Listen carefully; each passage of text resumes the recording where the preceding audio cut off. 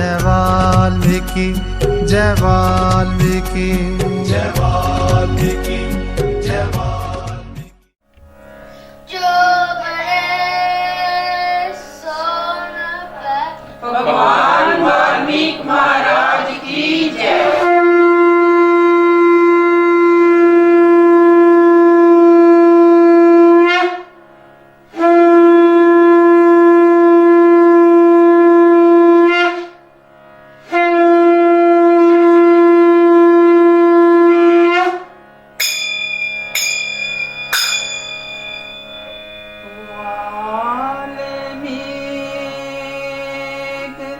महाराज के चरण कमल धर्मास, श्रेष्ठ गुरु तुम जगत के तीन लोक के लाल। वाल्मीकि जय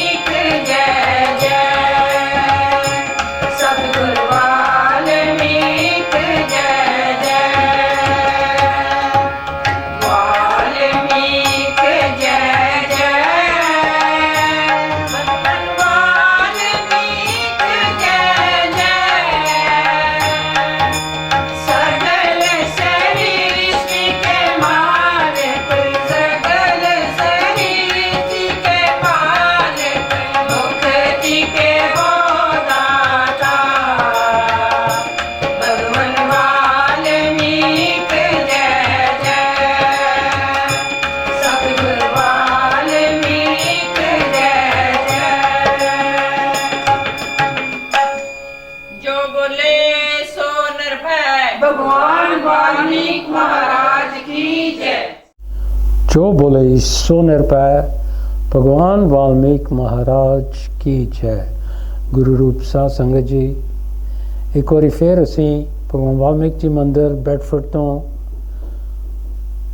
आप जी के सामने भगवान वाल्मीकि जी की पवित्र बाणी श्री योग विशिष्ट महारामायण नू लैके हाजिर होए हाँ। आओ बाणी ਨੂੰ ਸ਼ੁਰੂ ਕਰਨ ਤੋਂ ਪਹਿਲਾਂ ਆਪਾਂ ਉਸ ਪ੍ਰਭੂ ਪਰਮੇਸ਼ਰ ਨੂੰ ਨਮਸਕਾਰ ਕਰੀਏ। ਸਚਿਤ ਆਨੰਦ ਰੂਪ ਆਤਮਾ ਨੂੰ ਜਿਸ ਵਿੱਚ ਇਹ ਸਰਬ ਜੀਵ ਪਾਸਦੇ ਹਨ ਤੇ ਲੀਨ ਹੁੰਦੇ ਹਨ ਤੇ ਸਥਿਤ ਹੁੰਦੇ ਹਨ ਤੇ ਜਿਸ ਤੋਂ ਗਿਆਤਾ ਗਿਆਨ ਤੇ ਗੇਮ ਦ੍ਰਿਸ਼ਟਾ ਦਰਸ਼ਨ ਤੇ ਦ੍ਰਿਸ਼ ਕਰਤਾ ਕਾਰਨ ਤੇ ਕਿਰਿਆ ਸਿੱਧ ਹੁੰਦੇ ਹਨ ਤੇ ਜਿਸ ਆਨੰਦ ਦੇ ਕਾਰਨ ਕਰਕੇ ਸੰਪੂਰਨ ਵਿਸ਼ਵ ਆਨੰਦਵਾਨ ਹੈ ਤੇ ਜਿਸ ਆਨੰਦ ਦਾ ਕਰਕੇ ਜੀਵ ਜਿਉਂਦੇ ਹਨ उस आनंद रूप आत्मा ਨੂੰ नमस्कार है।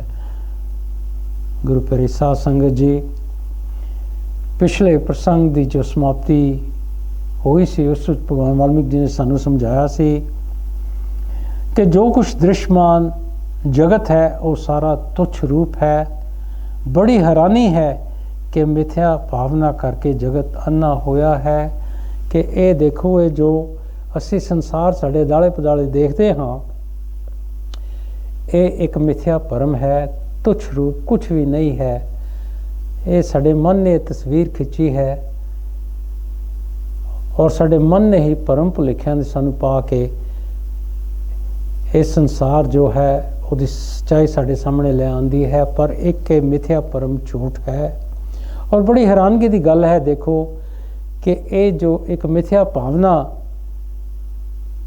करके जगत असी देखते हाँ, असी अन्ने हो गए हाँ ये साड़ी जड़ी भावना का करके और असी ये संसार देखते हाँ।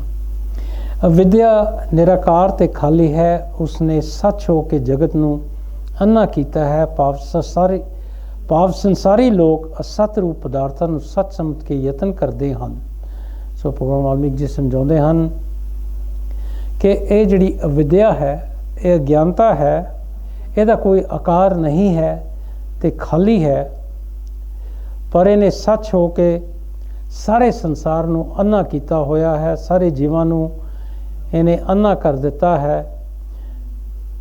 भाव की कि संसारी लोग जड़े हैं ये झूठे पदार्थां नू सच समझ के इन्हां दे मगर लगे हुए हैं, यतन करते हैं कि सानू प्राप्त हो जाए। जिवें सूरज की रोशनी विच उल्लू नूं हनेरा जापदा है तो भुलेखे नाल सूरज उसनूं नहीं प्रतीत हुंदा, तिवें ही ब्रह्म स्वरूप आत्मा सदा अनुभव हो के तो प्रकाशता है तो अविद्या तो नहीं पासता।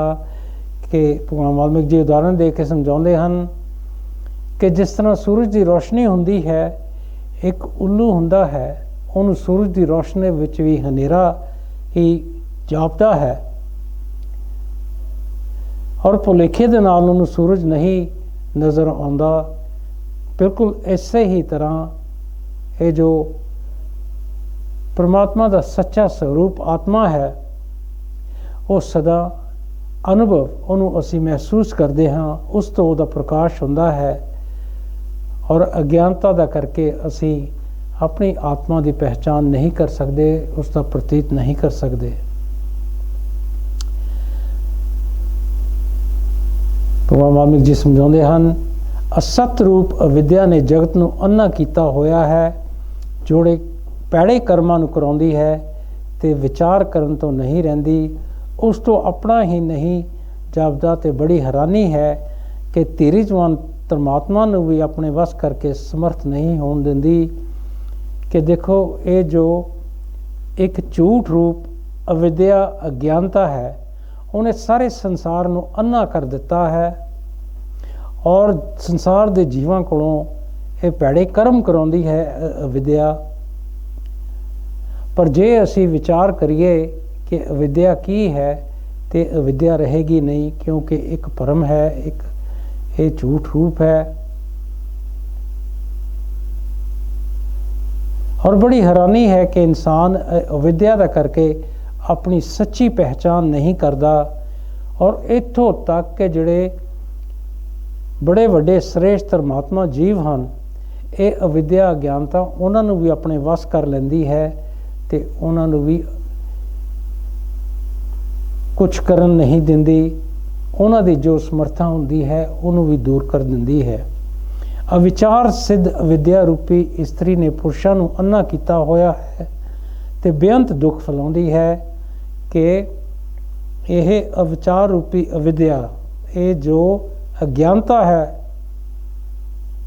ਜੇ ਅਸੀਂ ਇਹਨੂੰ ਇਸਤਰੀ ਦਾ ਰੂਪ ਦੇ ਦਈਏ ਤੇ ਇਹਨੇ ਜਿੰਨੇ ਵੀ ਸੰਸਾਰ ਦੇ ਪੁਰਸ਼ ਹਨ ਉਹਨਾਂ ਨੂੰ ਅੰਨਾ ਕੀਤਾ ਹੋਇਆ ਹੈ ਤੇ ਇਹ ਬੇਅੰਤ ਦੁੱਖ ਸਾਰੇ ਪਾਸੇ ਫੈਲਾਉਂਦੀ ਹੈ। ਇਹ ਅਵਿਦਿਆ ਦੇਖੋ ਇਹੋ ਜਿਹੀ ਚੀਜ਼ ਹੈ। ਇਹ ਉਤਪਤੀ ਤੇ ਨਾਸ਼, ਸੁੱਖ ਤੇ ਦੁੱਖ ਕਰਾਉਂਦੀ ਹੈ, ਆਤਮਾ ਨੂੰ ਜਾਪਦੀ ਹੈ, ਬੇਅੰਤ ਦੁੱਖ ਗਿਆਨ ਕਰਕੇ ਵਿਖਾਉਂਦੀ ਹੈ, ਬਹੁਤ ਤੋਂ ਹੀ ਹੀਣ ਕਰਾਉਂਦੀ ਹੈ ਤੇ ਕਾਮ ਕ੍ਰੋਧ ਕਪਚਾਉਂਦੀ ਹੈ ਤੇ ਮਨ ਵਿੱਚ ਵਾਸ਼ਨਾ ਤੋਂ ਇਹੀ ਭਾਵਨਾ ਵਿੱਚ ਵਾਧਾ ਕਰਦੀ ਹੈ। ਇਹ ਦੇਖੋ ਜਿਹੜੀ ਅਵਿਦਿਆ ਹੈ, ਇਹ ਗਿਆਨਤਾ ਹੈ। ਇਹੀ ਇਨਸਾਨ ਦਾ ਜੋ ਜਨਮ ਹੁੰਦਾ ਹੈ ਸੰਸਾਰ ਦੇ ਵਿੱਚ ਔਰ ਇਨਸਾਨ ਦਾ ਨਾਸ਼ ਹੁੰਦਾ ਹੈ। ਜੋ ਇਸ ਸੰਸਾਰ ਦੇ ਵਿੱਚ ਵਿਚਰਦੇ ਹੋਏ ਇਨਸਾਨ ਨੂੰ ਸੁੱਖ ਦੁੱਖ ਮਿਲਦੇ ਹਨ ਔਰ ਆਤਮਾ ਤੋਂ ਇਨਸਾਨ ਦੂਰ ਹੁੰਦਾ ਹੈ ਔਰ ਬੇਅੰਤ ਦੁੱਖ ਅਗਿਆਨਤਾ ਦਾ ਕਰਕੇ ਇਹ ਜੋ ਅਵਿਦਿਆ ਹੈ ਇਹ ਇਨਸਾਨ ਨੂੰ ਦਿੰਦੀ ਹੈ ਔਰ ਇਨਸਾਨ ਤੋਂ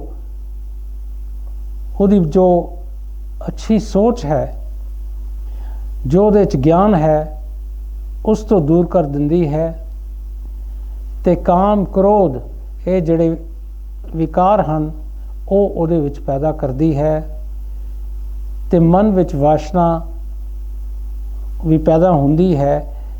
ਇਹ ਇਹੋ ਜਿਹੀ ਜਿਹੜੀ ਵਾਸਨਾ, ਅਹੰਕਾਰ, ਇਹੋ ਜਿਹੀ ਜਿਹੜੀ ਭਾਵਨਾ ਹੈ ਇਨਸਾਨ ਦੇ ਵਿੱਚ ਉਹਦਾ ਵਾਧਾ ਕਰਦੀ ਹੈ। ਇਹ ਅਵਿਦਿਆ ਨਿਰਾਕਾਰ ਰੂਪ ਹੈ ਤੇ ਇਸ ਨੇ ਜੀਵ ਨੂੰ ਬੰਨਿਆ ਹੋਇਆ ਹੈ। ਇਹ ਜੋ ਅਵਿਦਿਆ ਹੈ, ਇਹ ਜੋ ਅਗਿਆਨਤਾ ਹੈ, ਇਹਦਾ ਕੋਈ ਰੂਪ ਨਹੀਂ ਹੈ ਪਰ ਫਿਰ ਵੀ ਇਸ ਨੇ ਸਾਰੇ ਸੰਸਾਰ ਦੇ ਜੀਵਾਂ ਨੂੰ ਬੰਨਿਆ ਹੋਇਆ ਹੈ। ਜਿਵੇਂ ਸੁਪਨੇ ਵਿੱਚ ਕੋਈ ਆਪਣੇ ਆਪ ਨੂੰ ਬੰਨਿਆ ਵੇਖੇ ਤਿਵੇਂ ਇਹ ਅਵਿਦਿਆ ਹੈ। ਸਰੂਪ ਦੇ ਪਰਮਾਤਮਾ ਦਾ ਹੀ ਨਾਮ ਅਵਿਦਿਆ ਹੈ, ਹੋਰ ਕੁਝ ਨਹੀਂ ਹੈ। ਸੋ ਭਗਵਾਨ ਜੀ ਵੀ ਸਾਨੂੰ ਸਮਝਾਉਣ ਦੀ ਕੋਸ਼ਿਸ਼ ਕਰਦੇ ਹਨ ਕਿ ਸੁਪਨੇ ਵਿੱਚ ਜਿਸ ਤਰ੍ਹਾਂ ਕੋਈ ਆਪਣੇ ਆਪ ਨੂੰ ਜੀਵ ਬੰਨਿਆ ਹੋਇਆ ਦੇਖਦਾ ਹੈ, ਬਿਲਕੁਲ ਉਸੇ ਹੀ ਤਰ੍ਹਾਂ ਇਹ ਅਵਿਦਿਆ ਹੈ, ਝੂਠ ਹੈ, ਪਰ ਫਿਰ ਵੀ ਇਹਨੇ ਸਾਰੇ ਜੀਵਾਂ ਨੂੰ ਬੰਨਿਆ ਹੋਇਆ ਹੈ, ਉਹਨਾਂ ਨੂੰ ਪਰਮਾਤਮਾ ਤੋਂ ਦੂਰ ਕਰਦੀ ਹੈ। ਔਰ ਖਾਸ ਕਰਕੇ ਸਾਡਾ ਜਿਹੜਾ ਸੱਚਾ ਸਰੂਪ ਹੈ, ਸਾਡੀ ਜਿਹੜੀ ਆਤਮਾ ਹੈ, ਕਿਉਂਕਿ ਸਾਨੂੰ ਉਸ ਦਾ ਗਿਆਨ ਨਹੀਂ, ਇਸ ਦਾ ਕਰਕੇ ਅਵਿਦਿਆ ਅਸਲ ਦੇ ਵਿੱਚ ਇਹੀ ਹੈ ਕਿ ਅਸੀਂ ਆਪਣੀ ਸਾਡੀ ਜਿਹੜਾ ਸੱਚਾ ਸਰੂਪ ਆਤਮਾ ਹੈ ਉਹਦੀ ਅਸੀਂ ਪਹਿਚਾਣ ਨਹੀਂ ਕਰ ਸਕਦੇ, ਉਹਦੇ ਬਾਰੇ ਸਾਨੂੰ ਗਿਆਨ ਨਹੀਂ। ਅਸਲ ਦੇ ਵਿੱਚ ਅਵਿਦਿਆ ਇਹੀ ਹੀ ਹੈ, ਹੋਰ ਕੁਝ ਨਹੀਂ ਹੈ। ਅਗਿਆਨਤਾ ਦਾ ਕਰਕੇ ਹੀ ਅਸੀਂ ਆਪਣੇ ਆਪ ਨੂੰ ਆਪਣਾ ਸੱਚਾ ਸਰੂਪ ਜੋ ਸਾਡੀ ਆਤਮਾ ਹੈ, ਉਹ ਪਰਮਾਤਮਾ ਜਿਹੜਾ ਸਾਡੇ ਅੰਦਰ ਜਿਸ ਦਾ ਵਾਸਾ ਹੈ, ਉਸ ਤੋਂ ਆਪਣੇ ਆਪ ਨੂੰ ਦੂਰ ਕਰ ਲਿਆ ਹੈ। ਵਾਲਮੀਕ ਜੀ ਸਾਡੇ ਸਾਹਮਣੇ ਸਵਾਲ ਰੱਖਦੇ ਹਨ ਕਿ ਜੋ ਕੁਝ ਜਗਤ ਦਿਸਦਾ ਹੈ ਉਹ ਸਾਰਾ ਜੇ ਅਵਿਦਿਆ ਤੋਂ ਪੈਦਾ ਹੋਇਆ ਹੈ ਤਾਂ ਉਹ ਨਿਵਰਤ ਕਿਵੇਂ ਨਹੀਂ ਹੁੰਦਾ। ਕਿ ਜੇ ਇਹ ਸੰਸਾਰ ਜੋ ਅਸੀਂ ਦੇਖਦੇ ਹਾਂ ਸਾਡੇ ਸਾਹਮਣੇ, ਜੇ ਉਹ ਵਿਦਿਆ ਤੋਂ, ਅਗਿਆਨਤਾ ਤੋਂ ਪੈਦਾ ਹੋਇਆ ਹੈ ਤਾਂ ਫਿਰ ਇਹ ਨਿਵਰਤ ਕਿਉਂ ਨਹੀਂ ਹੁੰਦੀ, ਇਹ ਵਿਦਿਆ ਦੂਰ ਕਿਉਂ ਨਹੀਂ ਹੁੰਦੀ। ਵਾਲਮੀਕ ਜੀ ਸਮਝਾਉਂਦੇ ਹਨ ਔਰ ਰਾਮਚੰਦਰ ਜੀ ਨੂੰ ਉਹਨਾਂ ਦੇ ਗੁਰੂ ਕੋਲੋਂ ਇਸ ਬਾਣੀ ਦਾ ਉਪਦੇਸ਼ ਮਿਲ ਰਿਹਾ ਹੈ ਕਿ ਜਿਵੇਂ ਬਰਫ਼ ਦੀ ਡਲੀ ਸੂਰਜ ਦੇ ਤੇਜ ਨਾਲ ਪਲ ਵਿੱਚ ਨਸ਼ਟ ਹੋ ਜਾਂਦੀ ਹੈ, ਤਿਵੇਂ ਹੀ ਆਤਮਾ ਦੇ ਪ੍ਰਕਾਸ਼ ਨਾਲ ਅਵਿਦਿਆ ਨਸ਼ਟ ਹੋ ਜਾਂਦੀ ਹੈ। ਕਿ ਦੇਖੋ ਜਿਸ ਤਰ੍ਹਾਂ ਬਰਫ਼ ਹੁੰਦੀ ਹੈ, ਉਹਦੀ ਛੋਟੀ ਡਲੀ ਹੁੰਦੀ ਹੈ, ਜਦੋਂ ਸੂਰਜ ਉਸ 'ਤੇ ਪੈਂਦਾ ਹੈ, ਸੂਰਜ ਦੇ ਤੇਜ ਨਾਲ, ਗਰਮੀ ਨਾਲ, ਉਹ ਇੱਕ ਪਲ ਦੇ ਵਿੱਚ ਉਹ ਜਿਹੜੀ ਬਰਫ਼ ਦੀ ਡਲੀ ਹੁੰਦੀ ਹੈ ਉਹ ਨਸ਼ਟ ਹੋ ਜਾਂਦੀ ਹੈ। ਬਿਲਕੁਲ ਇਸੇ ਹੀ ਤਰ੍ਹਾਂ ਆਤਮਾ ਦੇ ਪ੍ਰਕਾਸ਼ ਨਾਲ ਇਹ ਜੋ ਅਗਿਆਨਤਾ ਅਵਿਦਿਆ ਹੈ ਉਹ ਦੂਰ ਹੋ ਜਾਂਦੀ ਹੈ। ਸੋ ਬਹੁਤ ਜ਼ਰੂਰੀ ਹੈ ਕਿ ਆਤਮਿਕ ਪ੍ਰਕਾਸ਼ ਦੀ ਅਸੀਂ ਪ੍ਰਾਪਤੀ ਕਰੀਏ, ਆਪਣੀ ਆਤਮਾ ਦੇ ਬਾਰੇ ਗਿਆਨ ਪਾਈਏ, ਤਾਂ ਕਿ ਅਸੀਂ ਵਿਦਿਆ ਨੂੰ ਦੂਰ ਕਰ ਸਕੀਏ। ਜਦ ਤੱਕ ਆਤਮਾ ਦਾ ਦਰਸ਼ਨ ਨਹੀਂ ਹੁੰਦਾ ਤਦ ਤੱਕ ਵਿਦਿਆ ਮਨੁੱਖ ਨੂੰ ਭਰਮ ਵਿਖਾਉਂਦੀ ਹੈ ਤੇ ਤਰ੍ਹਾਂ ਤਰ੍ਹਾਂ ਦੇ ਦੁੱਖ ਪ੍ਰਾਪਤ ਕਰਾਉਂਦੀ ਹੈ। ਪਰ ਜਦ ਆਤਮਾ ਦੇ ਦਰਸ਼ਨ ਦੀ ਇੱਛਾ ਹੁੰਦੀ ਹੈ ਤਦ ਉਹ ਇੱਛਾ ਮੋਹ ਦਾ ਨਾਸ਼ ਕਰਦੀ ਹੈ। ਸੋ ਦੇਖੋ, ਜਿੰਨੀ ਦੇਰ ਤੱਕ ਅਸੀਂ ਆਪਣੀ ਆਤਮਾ ਦਾ ਦਰਸ਼ਨ ਨਹੀਂ ਕਰਦੇ, ਆਪਣੇ ਅੰਦਰ ਝਾਤੀ ਨਹੀਂ ਮਾਰਦੇ, ਉਨੀ ਦੇਰ ਤੱਕ ਇਹ ਜੋ ਅਵਿਦਿਆ ਹੈ, ਇਹ ਜੋ ਗਿਆਨਤਾ ਹੈ, ਇਹ ਸਾਰੇ ਜੀਵਾਂ ਨੂੰ ਭਰਮ ਵਿਖਾਉਂਦੀ ਰਹਿੰਦੀ ਹੈ ਤੇ ਤਰ੍ਹਾਂ ਤਰ੍ਹਾਂ ਦੇ ਦੁੱਖਾਂ ਦੇ ਜੀਵ ਪੈ ਜਾਂਦੇ ਹਨ। ਪਰ ਜਦੋਂ ਆਤਮਾ ਦੇ ਦਰਸ਼ਨ ਦੀ ਇੱਛਾ ਹੁੰਦੀ ਹੈ ਤੇ ਫਿਰ ਉਹ ਇੱਛਾ ਜਿਹੜੀ ਹੈ ਉਹ ਮੋਹ ਦਾ ਨਾਸ਼ ਕਰਦੀ ਹੈ। ਇਹ ਸ਼ੁਭ ਇੱਛਾ ਹੈ ਜਿਹੜੀ ਸਾਨੂੰ ਪ੍ਰਮਾਤਮਾ ਵੱਲ ਲੈ ਕੇ ਜਾਂਦੀ ਹੈ। ਔਰ ਫਿਰ ਇਹ ਜਿਹੜਾ ਸਾਡਾ ਸੰਸਾਰ ਦੇ ਨਾਲ ਮੋਹ ਪੈ ਗਿਆ ਹੈ ਉਸ ਦਾ ਨਾਸ਼ ਕਰਦੀ ਹੈ। ਜਿਵੇਂ ਧੁੱਪ ਨਾਲ ਛਾਂ ਖਤਮ ਹੋ ਜਾਂਦੀ ਹੈ, ਤਿਵੇਂ ਹੀ ਆਤਮ ਪਦ ਦੀ ਇੱਛਾ ਨਾਲ ਅਵਿਦਿਆ ਸਮਾਪਤ ਹੋ ਜਾਂਦੀ ਹੈ ਤੇ ਸਰਵ ਵਿਆਪਕ ਪਰਮਾਤਮਾ ਦਾ ਲਾਭ ਹੋਣ ਨਾਲ ਨਸ਼ਟ ਹੋ ਜਾਂਦੀ ਹੈ। ਸੋ ਦੇਖੋ ਕਿ ਜਦੋਂ ਧੁੱਪ ਨਿਕਲਦੀ ਹੈ ਤੇ ਜਿਹੜੀ ਛਾਂ ਹੁੰਦੀ ਹੈ ਉਹ ਖਤਮ ਹੋ ਜਾਂਦੀ ਹੈ। ਬਿਲਕੁਲ ਇਸੇ ਹੀ ਤਰ੍ਹਾਂ ਜਦੋਂ ਸਾਨੂੰ ਆਤਮ ਪਦ ਦੀ ਇੱਛਾ ਹੁੰਦੀ ਹੈ ਉਸ ਨਾਲ ਫਿਰ ਇਹ ਜਿਹੜੀ ਅਵਿਦਿਆ ਹੈ, ਇਹ ਜਿਹੜੀ ਅਗਿਆਨਤਾ ਹੈ, ਇਹ ਖਤਮ ਹੋ ਜਾਂਦੀ ਹੈ, ਸਮਾਪਤ ਹੋ ਜਾਂਦੀ ਹੈ ਤੇ ਫਿਰ ਸਰਵ ਵਿਆਪਕ ਪਰਮਾਤਮਾ ਪਾਰ ਬ੍ਰਹਮ ਈਸ਼ਵਰ ਦੇ ਨਾਲ ਸਾਡਾ ਮਿਲਾਪ ਹੁੰਦਾ ਹੈ। ਔਰ ਉਸ ਮਿਲਾਪ ਦੇ ਨਾਲ, ਪਰਮਾਤਮਾ ਦੇ ਨਾਲ ਮਿਲਾਪ ਹੋਣ ਦੇ ਨਾਲ ਇਹ ਅਵਿਦਿਆ ਅਗਿਆਨਤਾ ਨਸ਼ਟ ਹੋ ਜਾਵੇਗੀ। ਦ੍ਰਿਸ਼ ਪਦਾਰਥਾਂ ਵਿੱਚ ਇੱਛਾ ਉਪਜਣ ਦਾ ਨਾਮ ਅਵਿਦਿਆ ਹੈ ਤੇ ਉਸ ਇੱਛਾ ਦੇ ਨਾਸ਼ ਦਾ ਨਾਮ ਵਿਦਿਆ ਹੈ। ਕਿ ਦੇਖੋ, ਇਹ ਜੋ ਸੰਸਾਰੀ ਪਦਾਰਥ ਹਨ, ਇਹਨਾਂ ਦੀ ਜਿਹੜੀ ਸਾਡੇ ਵਿੱਚ ਇੱਛਾ ਉਪਜਦੀ ਹੈ, ਅਸਲ ਵਿੱਚ ਇਹਦਾ ਨਾਮ ਹੀ ਅਵਿਦਿਆ ਹੈ। ਇਹ ਹੀ ਵੱਡੀ ਅਗਿਆਨਤਾ ਹੈ।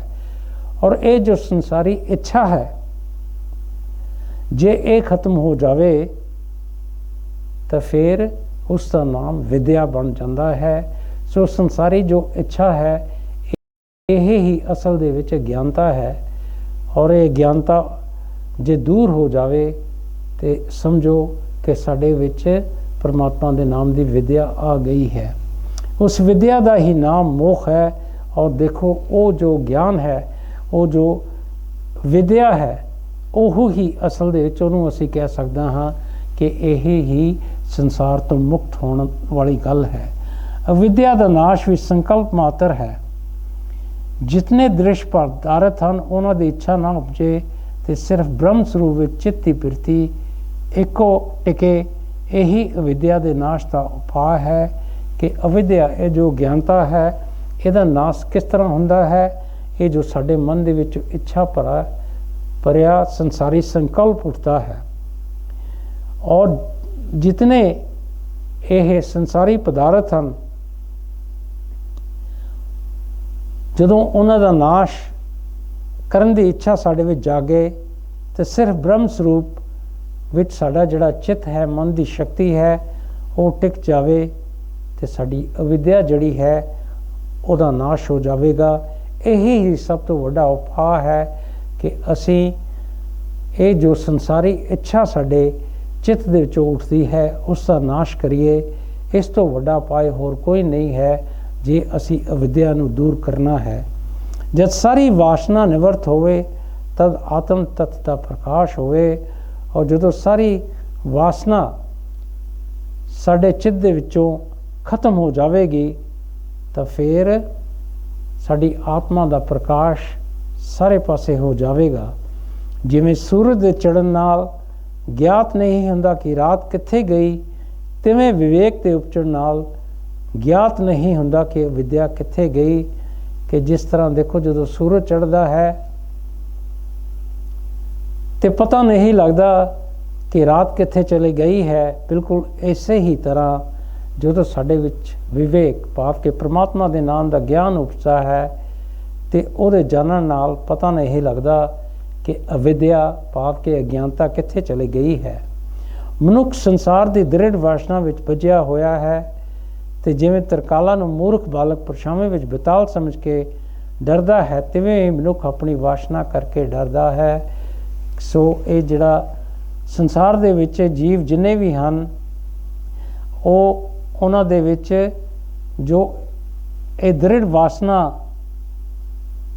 ਉੱਠਦੀ ਹੈ, ਉਹਨੇ ਜੀਵਾਂ ਨੂੰ ਸੰਸਾਰ ਦੇ ਨਾਲ ਬੰਨ੍ਹ ਦਿੱਤਾ ਹੈ। ਕਿ ਦੇਖੋ ਕਈ ਵਾਰੀ ਜਿਸ ਤਰ੍ਹਾਂ ਸ਼ਾਮ ਨੂੰ ਜਦੋਂ ਸੂਰਜ ਛਿਪ ਜਾਂਦਾ ਹੈ ਤਾਂ ਮੂਰਖ ਬੱਚੇ ਹੁੰਦੇ ਹਨ, ਉਹ ਆਪਣਾ ਪਰਛਾਵਾਂ ਦੇਖਦੇ ਹਨ ਤੇ ਸਮਝਦੇ ਹੈ ਕਿ ਭੂਤ ਹੈ। ਬਿਲਕੁਲ ਇਸੇ ਹੀ ਤਰ੍ਹਾਂ ਆਪਣੀ ਵਾਸਨਾ ਦਾ ਕਰਕੇ ਇਹ ਜੋ ਮਨੁੱਖ ਹਨ, ਇਹ ਜੋ ਇਨਸਾਨ ਹਨ, ਉਹ ਸਾਰੇ ਡਰਦੇ ਹਨ। ਭਗਵਾਨ ਵਾਲਮੀਕ ਜੀ ਫਿਰ ਸਾਨੂੰ ਅੱਗੇ ਸਵਾਲ ਰੱਖਦੇ ਹਨ ਕਿ ਇਹ ਸਾਰਾ ਦ੍ਰਿਸ਼ ਅਵਿਦਿਆ ਤੋਂ ਹੋਇਆ ਹੈ ਤੇ ਅਵਿਦਿਆ ਆਤਮ ਭਾਵ ਨਾਲ ਨਸ਼ਟ ਹੁੰਦੀ ਹੈ ਤੇ ਉਹ ਆਤਮਾ ਕਿਵੇਂ ਦਾ ਹੈ ਕਿ ਇਹ ਜੋ ਦ੍ਰਿਸ਼, ਇਹ ਜੋ ਸੰਸਾਰ ਅਸੀਂ ਦੇਖਦੇ ਹਾਂ, ਜੇ ਇਹ ਅਵਿਦਿਆ ਦਾ ਕਾਰਨ ਹੈ, ਅਗਿਆਨਤਾ ਦਾ ਕਰਕੇ ਅਸੀਂ ਇਸ ਨੂੰ ਦੇਖਦੇ ਹਾਂ, ਤੇ ਇਹ ਅਵਿਦਿਆ ਜਿਹੜੀ ਹੈ, ਅਗਿਆਨਤਾ ਹੈ, ਇਹ ਆਤਮ ਭਾਵ ਦੇ ਨਾਲ ਕਿਸ ਤਰ੍ਹਾਂ ਨਸ਼ਟ ਹੁੰਦੀ ਹੈ ਤੇ ਆਤਮਾ ਕਿਸ ਤਰ੍ਹਾਂ ਦਾ ਹੈ। ਭਗਵਾਨ ਵਾਲਮੀਕ ਜੀ ਸਮਝਾਉਂਦੇ ਹਨ ਕਿ ਚਿੱਤ ਸ਼ਕਤੀ ਤੋਂ ਰਹਿਤ ਤੇ ਸਰਵ ਵਿਆਪਕ ਸਮਾਨ ਤੇ ਅਨੁਭਵ ਰੂਪ ਜੋ ਅਸ਼ਬਦ ਰੂਪ ਚੇਤਨ ਤੱਤ ਹੈ, ਉਹ ਆਤਮਾ ਪਰਮੇਸ਼ਰ ਹੈ। ਭਗਵਾਨ ਵਾਲਮੀਕ ਜੀ ਸਮਝਾਉਂਦੇ ਹਨ ਕਿ ਸਾਡਾ ਚਿੱਤ ਜਿਹੜਾ ਜੇ ਸ਼ਕਤੀ ਤੋਂ ਰਹਿਤ ਹੋ ਜਾਵੇ ਤੇ ਸਰਵ ਵਿਆਪਕ ਪਰਮਾਤਮਾ ਜੋ ਈਸ਼ਵਰ ਹੈ ਉਸ ਨੂੰ ਅਨੁਭਵ ਕਰੇ, ਉਹ ਹੀ ਆਤਮਾ ਪਰਮੇਸ਼ਵਰ ਹੈ। ਬ੍ਰਹਮਾ ਤੋਂ ਲੈ ਕੇ ਤ੍ਰਿਣ ਤੱਕ ਜਗਤ ਸਭ ਆਤਮਾ ਹੈ ਤੇ ਅਵਿਦਿਆ ਕੁਛ ਨਹੀਂ। ਕਿ ਬ੍ਰਹਮਾ ਤੋਂ ਲੈ ਕੇ ਇੱਕ ਛੋਟਾ ਜਿਹਾ ਘਿਆ ਦਾ ਸੁੱਕਿਆ ਹੋਇਆ ਟੁਕੜਾ ਵੀ ਔਰ ਉਸ ਦੇ ਨਾਲ ਇਹ ਜਗਤ ਸਭ ਆਤਮਾ ਹੈ। ਅਵਿਦਿਆ ਤਾਂ ਕੁਛ ਨਹੀਂ ਹੈ। ਅਸਲ ਦੇ ਵਿੱਚ ਜੋ ਵੀ ਹੈ ਸਭ ਸ਼ਕਤੀ ਉਸ ਪਰਮਾਤਮਾ ਦੀ ਹੀ ਹੈ। ਸਾਰੀਆਂ ਦੇਹਾਂ ਵਿੱਚ ਨਿਤ ਚੇਤਨ ਘਨ ਵਿਨਾਸ਼ੀ ਪੁਰਸ਼ ਮੌਜੂਦ ਹੈ। ਉਸ ਵਿੱਚ ਮਨੋ ਨਾਮ ਦੀ ਕਲਪਨਾ ਹੋਰ ਵਾਂਗ ਆਭਾਸ ਹੋ ਕੇ ਜਾਪਦੀ ਹੈ, ਪਰ ਆਤਮ ਤੱਤ ਕੁਛ ਵੱਖ ਨਹੀਂ ਹੈ। ਕਿ ਹਰ ਇੱਕ ਇਨਸਾਨ ਦੇ ਸਰੀਰ ਵਿੱਚ ਇੱਕ ਪਰਮਾਤਮਾ ਦਾ ਵਾਸਾ ਹੈ। ਉਹ ਵਿਨਾਸ਼ੀ ਪੁਰਸ਼ ਪਰਮਾਤਮਾ ਜੋ ਹੈ ਉਹ ਆਤਮਾ ਦੇ ਰੂਪ ਦੇ ਵਿੱਚ ਮੌਜੂਦ ਹੈ। ਉਸ ਦੇ ਵਿੱਚ ਜੋ ਮਨ ਨਾਮ ਦੀ ਕਲਪਨਾ ਜਾਗੀ ਹੈ, ਉਹ ਅਸਲ ਦੇ ਵਿੱਚ ਆਤਮ ਤੱਤ ਤੋਂ ਪਰਮਾਤਮਾ ਦੇ ਤੱਤ ਤੋਂ ਕੋਈ ਵੱਖਰੀ ਚੀਜ਼ ਨਹੀਂ ਹੈ। ਉਹ ਆਤਮਾ ਦਾ ਹੀ ਇੱਕ ਚਮਤਕਾਰ ਹੈ। ਨਾ ਕੋਈ ਜੰਮਦਾ ਹੈ, ਨਾ ਕੋਈ ਮਰਦਾ ਹੈ ਤੇ ਨਾ ਕੋਈ ਵਿਕਾਰ ਹੈ। ਸਿਰਫ ਆਤਮ ਤਤ ਪ੍ਰਕਾਸ਼ ਸਤਾ ਸਮਾਨ ਅਵਿਨਾਸ਼ੀ ਚਿੱਤ ਤੇ ਰਹਿਤ ਸ਼ੁੱਧ ਬ੍ਰਹਮ ਤਤ ਆਪਣੇ ਆਪ ਵਿੱਚ ਵਿਆਪਕ ਹੈ। ਅਨਿਤ ਸਰਵ ਵਿਆਪਕ ਨਿਰਮਲ ਬ੍ਰਹਮ ਸਰੂਪ ਪੱਧਰਾਂ ਤੋਂ ਪਰੇ ਸ਼ਾਂਤ ਰੂਪ ਸਦਾ ਸਮਾਨ ਨਿਰਵਕਤ ਅਦਵੈਤ ਆਤਮਾ ਹੈ। ਸੋ ਭਗਵਾਨ ਵਾਲਮੀਕ ਜੀ ਸਮਝਾਉਂਦੇ ਹਨ ਕਿ ਜੋ ਕੁਝ ਵੀ ਹੈ ਉਹ ਸਭ ਕੁਝ ਉਹ ਪਰਮਾਤਮਾ, ਉਹ ਸਾਡਾ ਸਵਾਮੀ ਹੈ। ਬਾਕੀ ਹਰ ਇੱਕ ਚੀਜ਼ ਝੂਠ ਹੈ। ਅਸੀਂ ਪਰਮਾਂ ਦੇ 'ਚ ਪਏ ਹੋਏ, ਸਾਡੇ 'ਚ ਵਿਦਿਆ ਹੈ, ਪਰ ਪਰਮਾਤਮਾ ਸੱਚ ਹੈ। ਜੋ ਬੋਲੇ ਸੋ ਨਿਰਭੈ। ਭਗਵਾਨ ਵਾਲਮੀਕ ਮਹਾਰਾਜ ਕੀ ਜੈ। ਜੋ बोले सो निर्भय भगवान वाल्मीकि महाराज की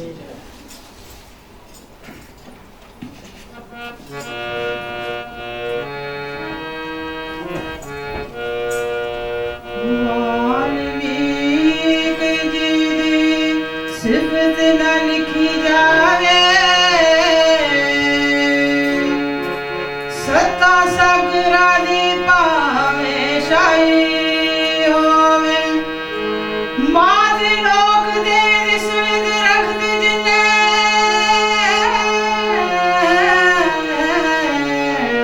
बेशक सबना दी कलम बनाई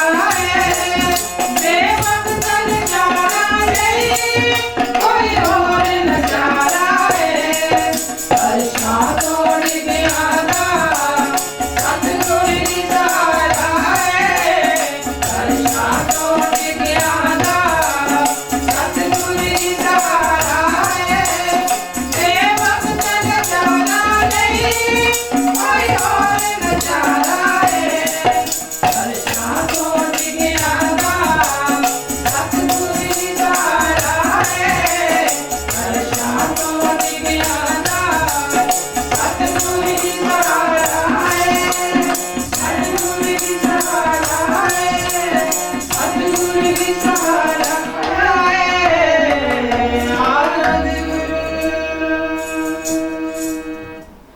जो बोले सो नरपै भगवान वाल्मीकि महाराज की जय जो बोले सो निरपै भगवान वाल्मीकि महाराज की जय। गुरु प्यारी साध संगत जी, ब्रेक तो बाद एक बार फिर ਅਸੀਂ ਆਪ ਦੇ ਨਾਲ ਜੁੜਦੇ ਹਾਂ। ਬ੍ਰੇਕ ਤੋਂ ਪਹਿਲਾਂ ਭਗਵਾਨ ਵਾਲਮੀਕ ਜੀ ਸਾਨੂੰ ਸਮਝਾ ਰਹੇ ਸੀ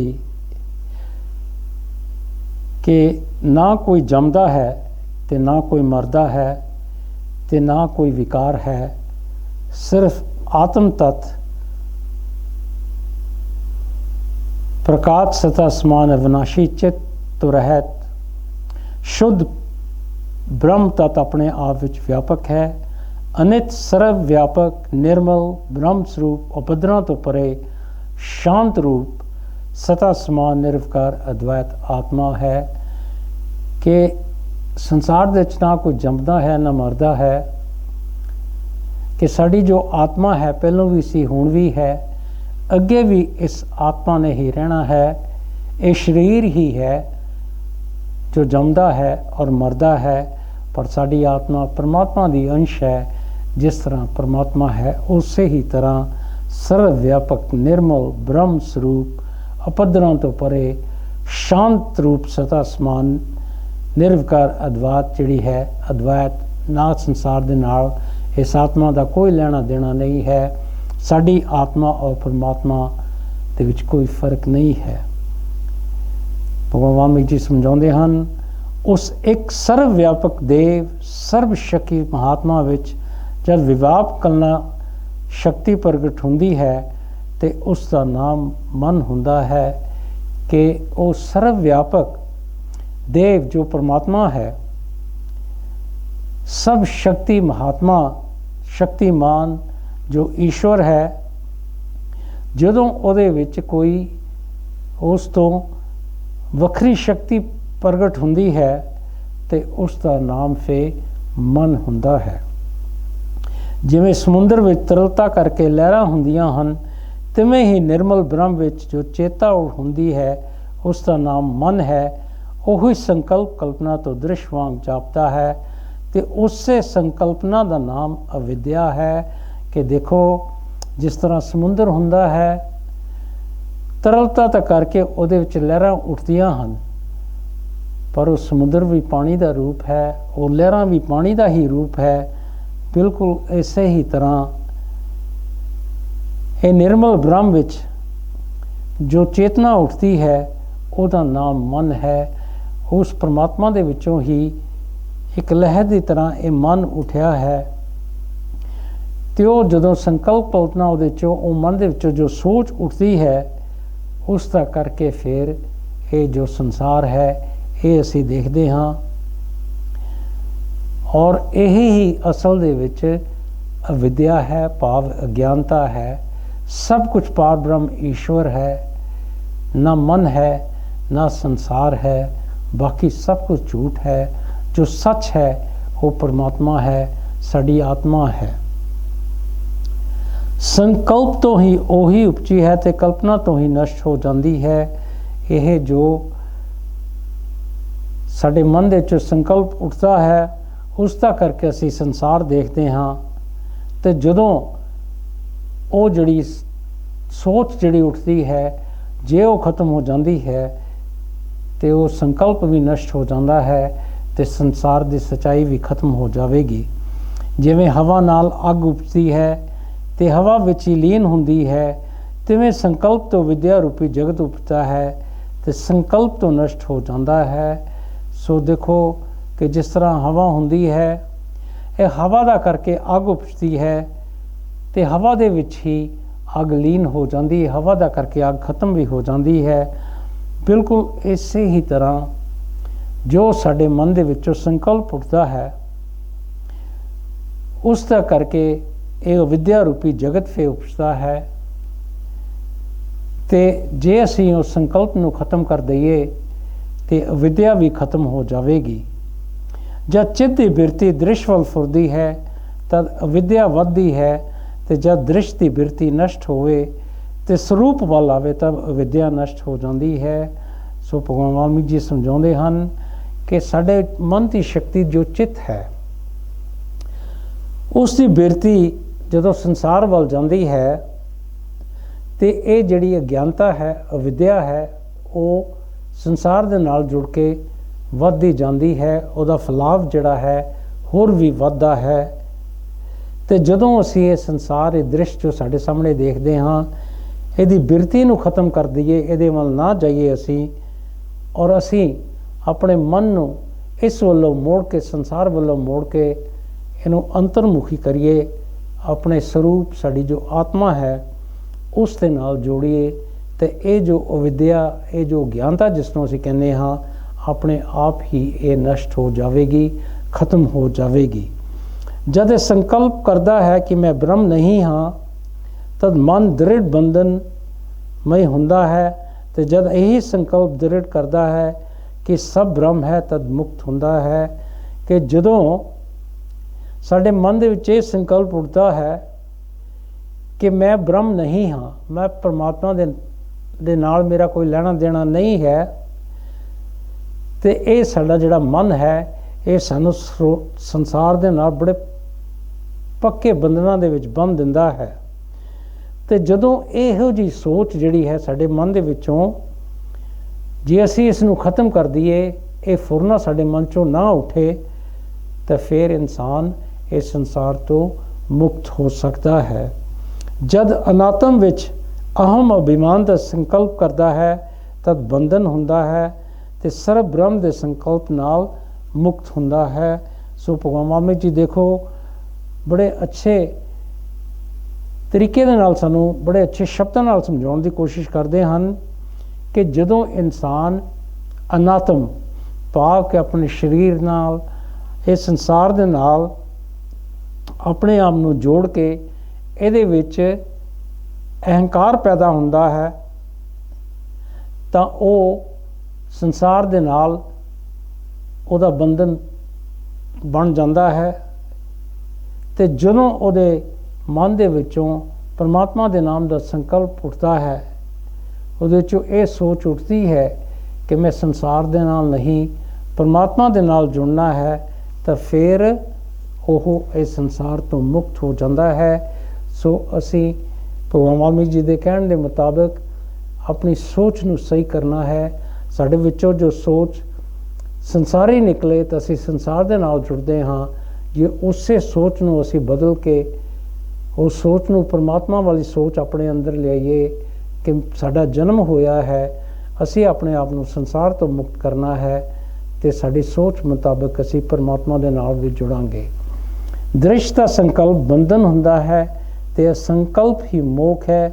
ਅੱਗੇ ਜਿਵੇਂ ਤੁਹਾਡੀ ਇੱਛਾ ਹੋਵੇ ਤਿਵੇਂ ਕਰੋ।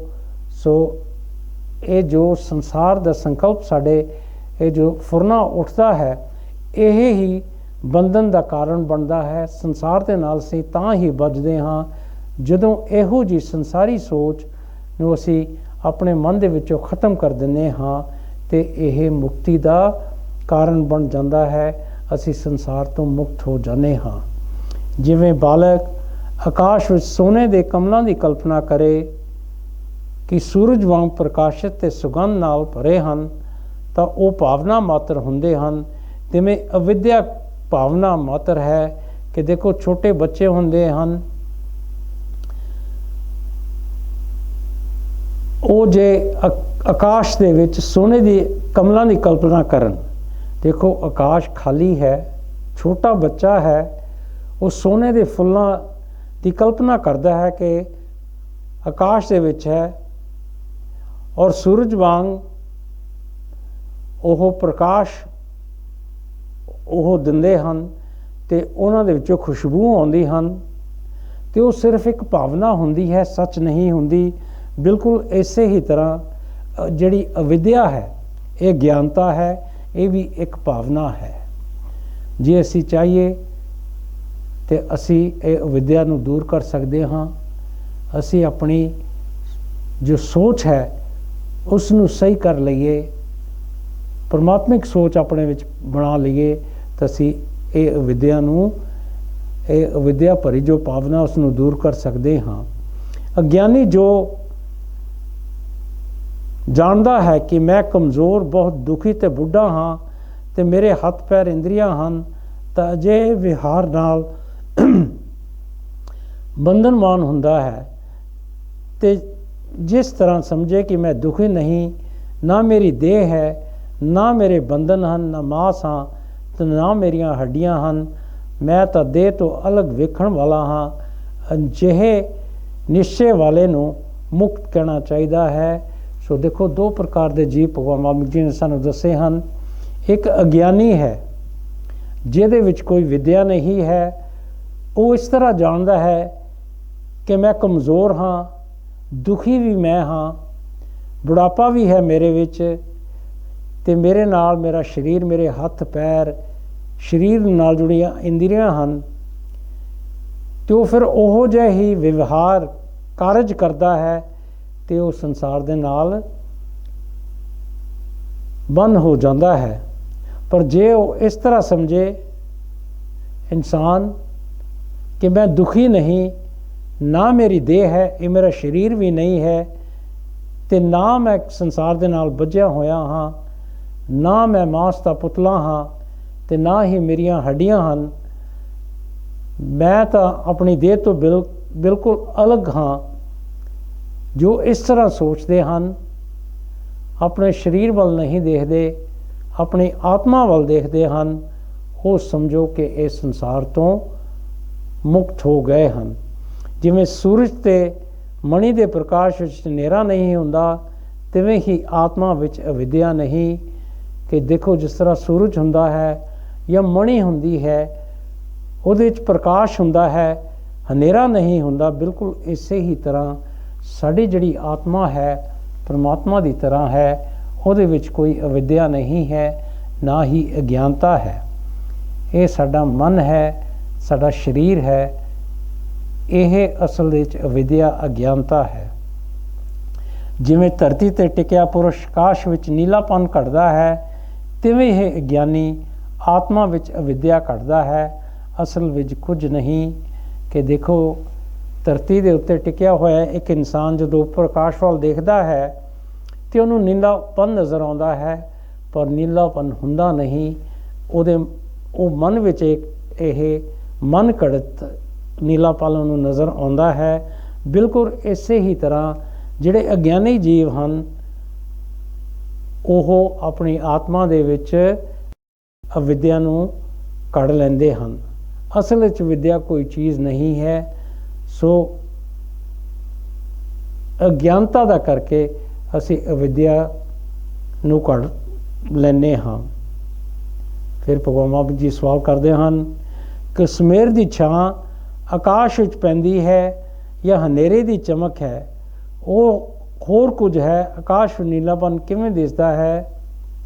ਕਿ ਦੇਖੋ, ਸੁਮੇਰ ਪਰਬਤ ਹੈ, ਉਹਦੀ ਜਿਹੜੀ ਛਾਂ ਹੈ ਉਹ ਆਕਾਸ਼ ਦੇ ਵਿੱਚ ਪੈਂਦੀ ਹੈ। ਐਡਾ ਵੱਡਾ ਉਹ ਪਰਬਤ ਹੈ, ਜਾਂ ਕਿ ਉਹ ਹਨੇਰੇ ਦੀ ਚਮਕ ਹੈ, ਜਾਂ ਹੋਰ ਕੁਛ ਉਹ ਹੈ। ਤੇ ਆਕਾਸ਼ ਵਿੱਚ ਇਹ ਜੋ ਨੀਲਾਪਨ ਸਾਨੂੰ ਨਜ਼ਰ ਆਉਂਦਾ ਹੈ, ਦਿਸਦਾ ਹੈ, ਉਹ ਕੀ ਹੈ? ਭਗਵਾਨ ਜੀ ਸਮਝਾਉਂਦੇ ਹਨ, ਆਕਾਸ਼ ਵਿੱਚ ਨੀਲਾਪਨ ਨਹੀਂ ਹੈ, ਨਾ ਸੁਮੇਰ ਦੀ ਛਾਂ ਹੀ ਹੈ ਤੇ ਨਾ ਹਨੇਰਾ ਹੈ। ਆਕਾਸ਼ ਪੋਲ ਮਾਤਰ ਹੈ। ਇਹ ਸੁਨਤਾ ਗੁਣ ਹੈ ਕਿ ਆਕਾਸ਼ ਵਿੱਚ ਜੋ ਨੀਲਾਪਨ ਅਸੀਂ ਦੇਖਦੇ ਹਾਂ, ਇਹ ਹੈ ਨਹੀਂ। ਇਹ ਜਿੱਥੋਂ ਤੱਕ ਅਸੀਂ ਦੇਖ ਸਕਦੇ ਹਾਂ ਉਸ ਤੋਂ ਅੱਗੇ ਸਾਨੂੰ ਨੀਲਾਪਨ ਨਜ਼ਰ ਆਉਂਦਾ ਹੈ, ਪਰ ਹੈ ਨਹੀਂ। ਨਾ ਹੀ ਸਮੇਰ ਜੋ ਪਰਬਤ ਹੈ ਉਹਦੀ ਕੋਈ ਛਾਂ ਹੈ, ਨਾ ਹਨੇਰਾ ਹੈ, ਨਾ ਆਕਾਸ਼ ਜੋ ਅਸੀਂ ਦੇਖਦੇ ਹਾਂ ਇਹ ਹੀ ਹੈ। ਇਹ ਆਕਾਸ਼ ਜੋ ਹੈ ਇੱਕ ਤਰ੍ਹਾਂ ਦੀ ਸੁੰਨਤਾ ਹੈ। ਇਹਦਾ ਗੁਣ ਹੈ ਕਿ ਇਹ ਖਾਲੀ ਹੈ। ਇਹ ਬ੍ਰਹਮਾਂਡ ਤੇਜ ਰੂਪ ਹੈ, ਇਸ ਦਾ ਪ੍ਰਕਾਸ਼ ਹੀ ਸਰੂਪ ਹੈ। ਹਨੇਰੇ ਦਾ ਸੁਭਾਅ ਨਹੀਂ। ਇਹ ਜੋ ਬ੍ਰਹਮੰਡ ਅਸੀਂ ਦੇਖਦੇ ਹਾਂ, ਇਹ ਵੀ ਉਸ ਆਤਮਾ ਦਾ ਹੀ ਚਮਤਕਾਰ ਹੈ। ਇਹਦਾ ਪ੍ਰਕਾਸ਼ ਦੇਣ ਵਾਲਾ ਜੋ ਹੈ ਉਹ ਸਾਡੀ ਆਤਮਾ ਹੀ ਹੈ। ਤੇ ਹਨੇਰੇ ਦਾ ਸੁਭਾਅ ਇਹਦੇ 'ਚ ਕੋਈ ਨਹੀਂ ਹੈ। ਹਨੇਰਾ ਬ੍ਰਹਮੰਡ ਦੇ ਬਾਹਰ ਹੈ, ਅੰਦਰ ਨਹੀਂ। ਬ੍ਰਹਮੰਡ ਦਾ ਪ੍ਰਕਾਸ਼ ਸੁਭਾਅ ਹੈ ਤੇ ਦ੍ਰਿੜ ਸੁਣਤਾ ਕਰਕੇ ਆਕਾਸ਼ ਵਿੱਚ ਨੀਲਾਪਨ ਲੱਗਦਾ ਹੈ, ਹੋਰ ਕੁਝ ਨਹੀਂ। ਕਿ ਇਹ ਜੋ ਹਨੇਰਾ ਹੈ ਇਹ ਬ੍ਰਹਮੰਡ ਦੇ ਬਾਹਰ ਹੈ, ਬ੍ਰਹਮੰਡ ਦੇ ਅੰਦਰ ਨਹੀਂ। ਬ੍ਰਹਮੰਡ ਜੋ ਅਸੀਂ ਦੇਖਦੇ ਹਾਂ ਇਹਦਾ ਜਿਹੜਾ ਸੁਭਾਅ ਹੈ ਉਹ ਅਸਲ ਵਿੱਚ ਪ੍ਰਕਾਸ਼ ਹੈ। ਤੇ ਇਹ ਜੋ ਨੀਲਾਪਨ ਅਸੀਂ ਦੇਖਦੇ ਹਾਂ ਆਕਾਸ਼ ਦੇ ਵਿੱਚ, ਇਹ ਹੋਰ ਕੁਝ ਨਹੀਂ ਹੈ। ਜਿਸ ਦੀ ਮਨ ਦ੍ਰਿਸ਼ਟੀ ਹੈ ਉਸ ਨੂੰ ਨੀਲਾਪਨ ਜਾਪਦਾ ਹੈ, ਤੇ ਜਿਸ ਦੀ ਦਿਵ ਦ੍ਰਿਸ਼ਟੀ ਹੈ ਉਸ ਨੂੰ ਨੀਲਾਪਨ ਨਹੀਂ ਲੱਗਦਾ, ਪੋਲ ਜਾਪਦਾ ਹੈ। ਕਿ ਜਿਨ੍ਹਾਂ ਦੇ ਦ੍ਰਿਸ਼ਟੀ ਜੋ ਹੈ ਉਹ ਇੰਨੀ ਉਹਦੇ ਵਿੱਚ ਸਮਝ ਨਹੀਂ ਹੈ, ਉਹਨਾਂ ਨੂੰ ਨੀਲਾਪਨ ਜਾਪਦਾ ਹੈ। ਪਰ ਜਿਨ੍ਹਾਂ ਦੀ ਦ੍ਰਿਸ਼ਟੀ ਦੂਰਦਰਸ਼ਨ ਕਰਨ ਵਾਲੀ ਹੈ, ਦੂਰ ਤੱਕ ਦੇਖਦੀ ਹੈ, ਉਹਨੂੰ ਇਹ ਨੀਲਾਪਨ ਨਹੀਂ ਲੱਗਦਾ। ਉਹਨਾਂ ਨੂੰ ਸਾਰੇ ਪਾਸੇ ਆਕਾਸ਼ ਔਰ ਖਾਲੀਪਨ ਹੀ ਨਜ਼ਰ ਆਉਂਦਾ ਹੈ। ਜਿਵੇਂ ਮਨ ਦ੍ਰਿਸ਼ਟੀ ਨੂੰ ਆਕਾਸ਼ ਵਿੱਚ ਨੀਲਾਪਨ ਲੱਗਦਾ, ਤਿਵੇਂ ਅਗਿਆਨੀ ਨੂੰ ਅਵਿਦਿਆ ਸੱਚ ਲੱਗਦੀ ਹੈ। ਕਿ ਜਿਸ ਤਰ੍ਹਾਂ ਮਨ ਦ੍ਰਿਸ਼ਟੀ ਵਾਲੇ ਨੂੰ, ਥੋੜ੍ਹਾ ਦੇਖਣ ਵਾਲੇ ਨੂੰ ਆਕਾਸ਼ ਵਿੱਚ ਨੀਲਾਪਨ ਨਜ਼ਰ ਆਉਂਦਾ ਹੈ, ਪਰ ਹੈ ਨਹੀਂ। ਬਿਲਕੁਲ ਇਸੇ ਹੀ ਤਰ੍ਹਾਂ ਅਗਿਆਨੀ ਨੂੰ ਅਵਿਦਿਆ ਭਾਵ ਕਿ ਅਗਿਆਨਤਾ ਸੱਚ ਲੱਗਦੀ ਹੈ। ਜਿਵੇਂ ਦਿਵ ਦ੍ਰਿਸ਼ਟੀ ਵਾਲੇ ਨੂੰ ਨੀਲਾਪਨ ਨਹੀਂ ਜਾਪਦਾ, ਤਿਵੇਂ ਹੀ ਗਿਆਨਵਾਨ ਨੂੰ ਅਵਿਦਿਆ ਨਹੀਂ ਜਾਪਦੀ, ਬ੍ਰਹਮ ਸਤਾ ਹੀ ਜਾਪਦੀ ਹੈ। ਸੋ ਇਹ ਫਰਕ ਹੈ ਕਿ ਗਿਆਨੀ ਔਰ ਅਗਿਆਨੀ ਜੀਵ ਦੇ ਵਿੱਚ। ਜਿੱਥੋਂ ਤੱਕ ਇਸ ਦੀਆਂ ਅੱਖਾਂ ਦੀ ਨਜ਼ਰ ਜਾਂਦੀ ਹੈ ਉੱਥੋਂ ਤੱਕ ਆਕਾਸ਼ ਜਾਪਦਾ ਹੈ, ਤੇ ਜਿੱਥੇ ਨਜ਼ਰ ਨਿਕੰਮੀ ਹੁੰਦੀ ਹੈ ਉੱਥੇ ਨੀਲਾਪਨ ਦਿਸਦਾ ਹੈ। ਜਿਵੇਂ ਜਿਸ ਦੀ ਨਜ਼ਰ ਖਤਮ ਹੁੰਦੀ ਹੈ ਉਸ ਨੂੰ ਨੀਲਾਪਨ ਦਿਸਦਾ ਹੈ, ਤਿਵੇਂ ਹੀ ਜਿਸ ਜੀਵ ਦੀ ਆਤਮ ਦ੍ਰਿਸ਼ਟੀ ਖਤਮ ਹੁੰਦੀ ਹੈ ਉਸ ਨੂੰ ਅਵਿਦਿਆ ਰੂਪੀ ਸ੍ਰਿਸ਼ਟੀ ਜਾਪਣ ਲੱਗਦੀ ਹੈ, ਉਹ ਵੀ ਦੁੱਖ ਰੂਪ ਹੈ। ਚੇਤਨ ਨੂੰ ਛੱਡ ਕੇ ਜੋ ਕੁਝ ਯਾਦ ਕਰਦਾ ਹੈ ਉਸ ਦਾ ਨਾਮ ਅਵਿਦਿਆ ਹੈ। ਤੇ ਜਦ ਚਿੱਤ ਅਚਲ ਹੁੰਦਾ ਹੈ ਤਦ ਅਵਿਦਿਆ ਨਸ਼ਟ ਹੋ ਜਾਂਦੀ ਹੈ। ਸੰਕਲਪ ਰਹਿਤ ਹੋਣ ਨਾਲ ਹੀ ਵਿਦਿਆ ਨਸ਼ਟ ਹੁੰਦੀ ਹੈ। ਜਿਵੇਂ ਆਕਾਸ਼ ਦੇ ਫੁੱਲ ਹਨ ਤਿਵੇਂ ਹੀ ਅਵਿਦਿਆ ਹੈ। ਇਹ ਪਰਮ ਰੂਪ ਜਗਤ ਮੂਰਖਾਂ ਨੂੰ ਸੱਚ ਲੱਗਦਾ ਹੈ, ਅਸਲ ਵਿੱਚ ਕੁਝ ਨਹੀਂ ਹੈ। ਮਨ ਜਦ ਫੁਰਨੇ ਤੋਂ ਰਹਿਤ ਹੋਵੇ ਤਦ ਜਗਤ ਭਾਵਨਾ ਮਾਤਰ ਹੈ। ਉਸੇ ਭਾਵ ਦਾ ਨਾਮ ਅਵਿਦਿਆ ਹੈ ਤੇ ਮੋਹ ਦਾ ਕਾਰਨ ਹੈ। ਜਦ ਉਹੀ ਭਾਵਨਾ ਉਲਟ ਕੇ ਆਤਮਾ ਮਾ ਲਾਵੇ ਤਦ ਅਵਿਦਿਆ ਨਾਸ ਹੋਵੇ। ਬਾਰ ਬਾਰ ਚਿੰਤਨ ਕਰਨ ਦਾ ਨਾਮ ਭਾਵਨਾ ਹੈ। ਜਦ ਭਾਵਨਾ ਆਤਮ ਪਲ ਵੱਧਦੀ ਹੈ ਤਦ ਆਤਮਾ ਦੀ ਪ੍ਰਾਪਤੀ ਹੁੰਦੀ ਹੈ। ਜੋ ਬੋਲੇ ਸੋ ਨਿਰਭੈ। ਭਗਵਾਨ ਵਾਲਮੀਕ ਮਹਾਰਾਜ ਕੀ ਜੈ।